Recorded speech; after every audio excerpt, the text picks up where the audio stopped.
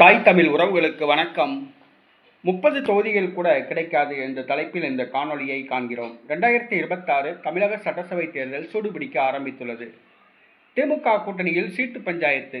தேமுதிகவை விட தங்களுக்கு அதிகமான தொகுதிகள் ஒதுக்க வேண்டும் என்று விடுதலை சிறுத்தை கட்சி, மார்க்சிஸ்ட் கம்யூனிஸ்ட் கட்சி, இந்திய கம்யூனிஸ்ட் கட்சி, மறுமலர்ச்சி திராவிட முன்னேற்றக் கழகம் ஆகியவை கோரிக்கை வைத்துள்ளன. அதிமுக கூட்டணியில் விஜயை கொண்டுவர அனைத்து முயற்சிகளும் மேற்கொள்ளப்பட்டு வருகின்றன. 5 ஆண்டு கால திமுக ஆட்சி மக்கள் எதிர்ப்பை சம்பாதித்துள்ளது. தற்பொழுது திமுக ஆட்சிக்கு எதிராக ஒரு அலை வீசுகிறது. இளைய தலைமுறையினர் திமுகவுக்கு வாக்களிக்க விரும்பவில்லை. அவர்கள் கண்டிப்பாக திமுகவை புறக்கணிப்பார்கள். குறிப்பாக 18 வயது நிரம்பிய வாக்காளர்கள், 18லிருந்து 35 வயது வரை உள்ள வாக்காளர்கள் 90% பேர் திமுகவை நிச்சயமாக புறக்கணிப்பார்கள். அதே நேரத்தில் அதிமுக கூட்டணி வலுப்படுத்தி வருகிறது.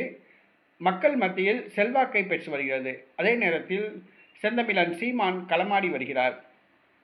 234 தொகுதிகளிலும் பெண்களுக்கு சரிபாதி வாய்ப்பளித்து அவர் தேர்தலில் போட்டியிடுகிறார். செந்தமிழன் சீமான் அவர்களுடைய பேச்சு தமிழக மக்கள் மத்தியில் ஒரு மிகப்பெரிய ஒரு தாக்கத்தை ஏற்படுத்தியுள்ளது.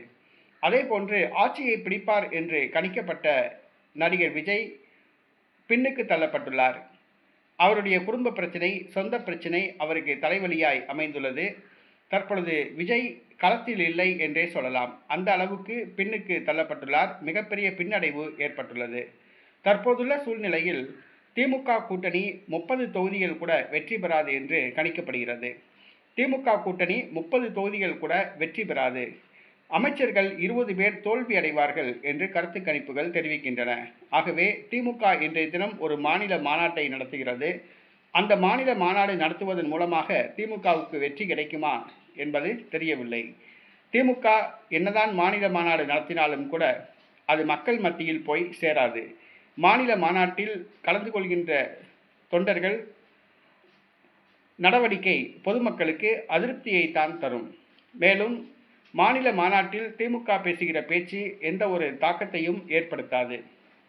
ஆக வருகிற சட்டசபை தேர்தலில் திமுக கூட்டணிக்கு 30 தொகுதிகள் கூட கிடைக்காது என்று கூறப்படுகிறது.